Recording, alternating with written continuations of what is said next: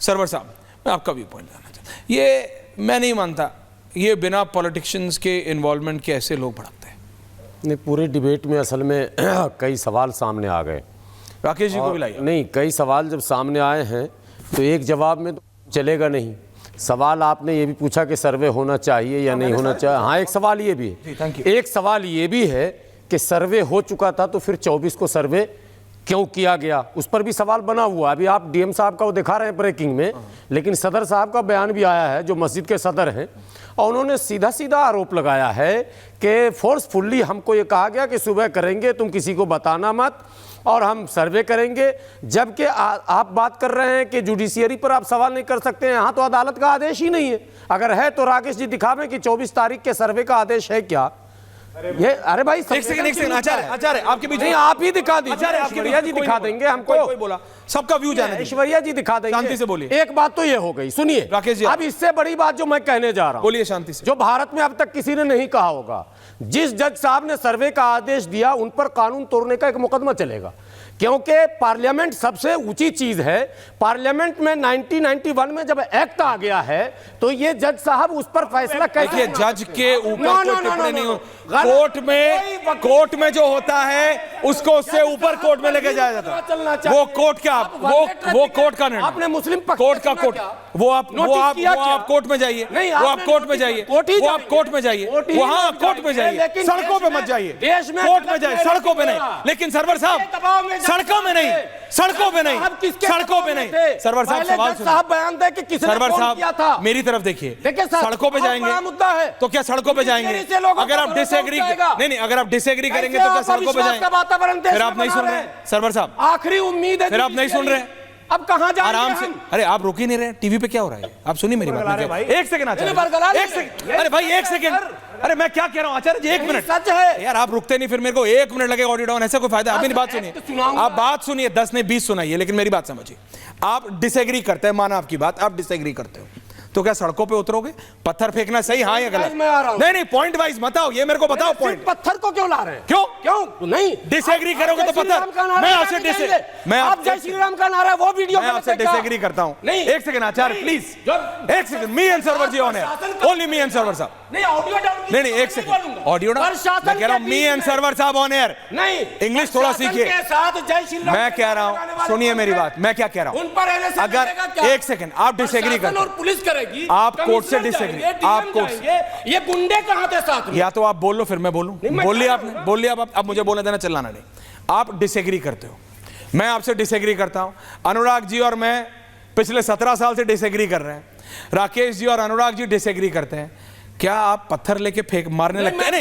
नहीं कर रहा हूं। आप मेरे को पत्थर लेके मारेंगे, मैं आपको पत्थर लेके मारूंगा? नहीं, हम दोबारा डिबेट करेंगे, हम दोबारा डिबेट करेंगे। असामाजिक तत्व है, आप में लिया कार्रवाई होनी, हाँ कार्रवाई होनी चाहिए कोर्ट से डिसएग्री, लेकिन कार्रवाई उन पर भी होगा भाई, सब पे होगा। जो जय श्री राम मैं क्या कह रहा हूं, जो जो कोर्ट अपवित्र करेंगे, जूता पहन के रौंद देंगे। सुनिए, क्या वो गलत देश में? देखिए, सबके आराध्य, सबकी रिलीजियस प्लेसेस की अपना एक तरीका होता है, एक तौर तरीका होता है, उसको कोई नहीं तोड़ेगा, ना तोड़ना चाहिए। लेकिन मैं फिर पॉइंट नंबर 1 पे आ रहा हूं, रशीदी जी, राकेश जी, सबको लाइए शांति से, कि अगर आप कोर्ट से डिसएग्री करते हैं, दर्शकों सुनिएगा ध्यान से, तो कोर्ट का डिसएग्रीमेंट कोर्ट में सॉर्ट होता है, विजुअल्स लाओ, सड़कों पे नहीं।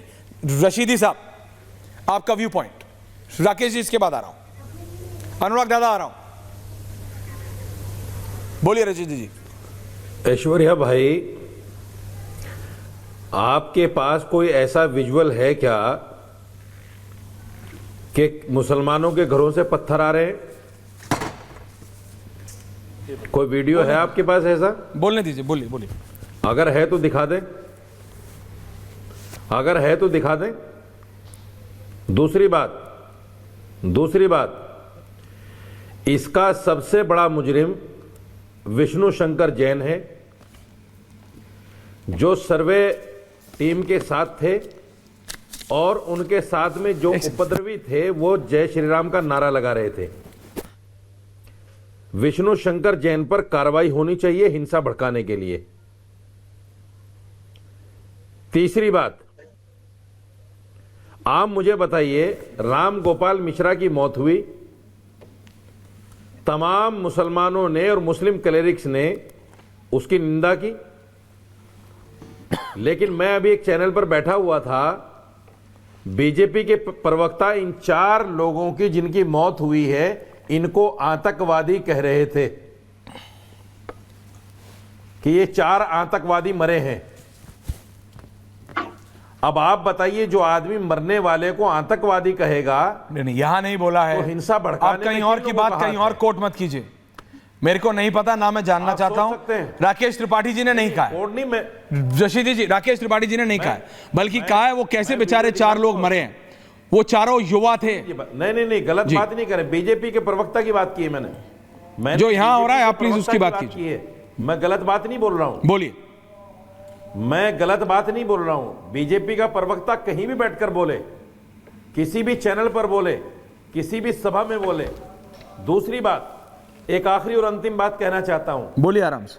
16 नवंबर को दिल्ली के अंदर एक धर्म संसद हुई। आचार्य जी, उसमें खड़े होकर एक सनातनी हिंदू धर्म राकेश जी, आ रहा हूं। ये कहा कि सारी मस्जिदें हिंदुस्तान की खोद कर देख लो, सबके नीचे हमारे भगवान की मूर्तियां मिलेंगी। उसके 2 दिन के बाद ये संभल का वाकया पेश आया। नहीं तो क्या आपको मोहन भागवत जी के वो टिप्पणी याद नहीं है? क्या आपको मोहन भागवत जी की वो टिप्पणी याद नहीं है जब मोहन भागवत जी ने कहा था कोई जरूरत नहीं है, हर मस्जिद में शिवलिंग ढूंढने की जरूरत नहीं है? ये आरएसएस प्रमुख जिसको आप क्या क्या नहीं बोलते, जिसको आप शब्दावली की एक जिसको आप अपनी वोकैबुलरी में एक जिसे कहते हैं ना द होल, मतलब जिसे फ्लारी इंग्लिश कहते हैं, उसको उर्दू में क्या कहेंगे वो आप इस्तेमाल करते हैं। उस आरएसएस प्रमुख ने क्या कहा था कि कोई जरूरत नहीं है, रामलला विराजमान हो चुके हैं, भव्य राम मंदिर बन चुका है, जरूरत नहीं है। राकेश त्रिपाठी जी, इसलिए मैंने पूछा क्या इसकी जरूरत है? अब बिल्कुल, I am asking as a journalist, is it required? Rakesh ji BJP प्रवक्ता। मेरा एक सवाल जी, मेरा एक सवाल है मौलाना साजिद रशीदी से भी और अनुराग भदौरिया से। जिन लोगों ने कोर्ट के आदेश से अपनी असहमति जताते हुए हाथों में पत्थर उठाए, जिन्होंने अपने हाथों में आग की मसाले ली, जिन्होंने आगजनी करने का दुस्साहस किया, पुलिस पर गोलियां चलाई, क्या वो अराजक आपराधिक तत्व हैं या नहीं है? क्या वो दंगाई तत्व हैं या नहीं है? क्या उनके खिलाफ कार्रवाई होनी चाहिए कि नहीं होनी चाहिए? और मैं मौलाना साजिद रशीदी से पूछ रहा हूं, इन युवाओं के हत्यारों पर कार्रवाई होनी चाहिए कि नहीं होनी चाहिए? और कार्रवाई अगर उत्तर प्रदेश की पुलिस कर रही है, सरकार कर रही है, तो आप कार्रवाई के पक्ष में खड़े होइए ना। आप उत्तर प्रदेश की पुलिस पर, प्रशासन पर जो आरोप लगा रहे हैं, इस तथ्य को स्वीकार क्यों नहीं करते कि अगर प्रशासन ने पूरी कठोरता ना बरती होती, अगर वहां पर प्रशासन ने यह सख्ती ना बरती होती, तो आज पूरा संभल जल रहा होता, आज पूरे संभल में और पूरे पश्चिमी उत्तर प्रदेश में आग लग चुकी होती। लेकिन समाजवादी पार्टी गैर जिम्मेदाराना रवैया लेकर आती है और कहती है कि कोर्ट के ऐसे फैसले होंगे तो ऐसे ही लोग लेकर के निकलेंगे। मुझे लगता है ये डेमोक्रेसी पर एक बड़ा खतरा है, ये संविधान को चुनौती देने का प्रयास है, ये देश की न्यायपालिकाओं की अवमानना का खुला प्रयास है। और ऐसे राजनीतिक कार्यकर्ताओं के विरुद्ध, रामगोपाल यादव के विरुद्ध कोर्ट को कार्रवाई करनी चाहिए, जो खुलेआम लोगों को कोर्ट के खिलाफ भड़का रहे हैं। इस देश में अराजकता फैलाने के लिए, इस देश में गृहयुद्ध भड़काने के लिए साजिश रचने का काम कर रहे हैं। ऐसे रामगोपाल यादव जैसे लोगों के खिलाफ बहुत कठोरता से कार्रवाई होनी चाहिए और न्यायपालिका को संज्ञान लेना चाहिए।